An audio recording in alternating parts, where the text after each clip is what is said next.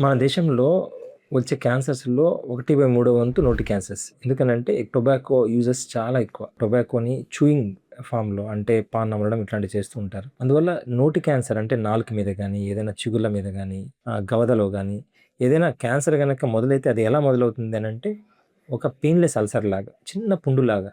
చాలామంది పుండు గనక ఉంది అనంటే నాకేముందిలే, అది ఏం చేస్తుందిలే, ఏదో బి కాంప్లెక్స్ డెఫిషియన్సీ అని వాళ్ళకే వాళ్ళు బి కాంప్లెక్స్ మాత్రలు వేసుకొని ఇలా చేస్తూ ఉంటారు. నిజంగా ఒక్కోసారి స్ట్రెస్‌లో ఉన్నప్పుడు గానీ, వేరే ఏదైనా చిన్న చిన్న ఇన్ఫెక్షన్‌ల వల్ల చిన్న అల్సర్స్ ఫార్మ్ అవ్వచ్చు. ఆ అల్సర్స్ అన్నీ కూడా 3 వారాల్లో మానిపోతూ ఉంటాయి. కానీ ఏదైనా ప్రమాదకరమైన అల్సర్ అంటే క్యాన్సర్ అల్సర్స్ అనేవి 3 వారాల్లో మానవు. అవి క్రమేపీ పెరిగిపోతూ ఉంటాయి. పెరిగే కొద్దీ అవి నొప్పితో కూడి ఉంటాయన్నమాట. అందువల్ల ఏదైనా అల్సర్ నోట్లో ఉండి అది గనక 3 వారాలకు మించి తగ్గట్లేదనుకోండి, పెరుగుతూ ఉంది అని అనుకుంటే ఇమ్మీడియేట్‌గా మీరు డాక్టర్‌ని కన్సల్ట్ అవ్వండి. వీలైతే క్యాన్సర్ సర్జన్‌ని. చిన్న బయాప్సీ అంటే చిన్న పీస్ తీసి పరీక్ష పంపిస్తే అది క్యాన్సర్ అవునా కాదా అనేది నిర్ధారణ అయిపోతుంది. అందువల్ల ఏ చిన్న సింప్టమ్‌ని కూడా నిర్లక్ష్యం చేయొద్దు.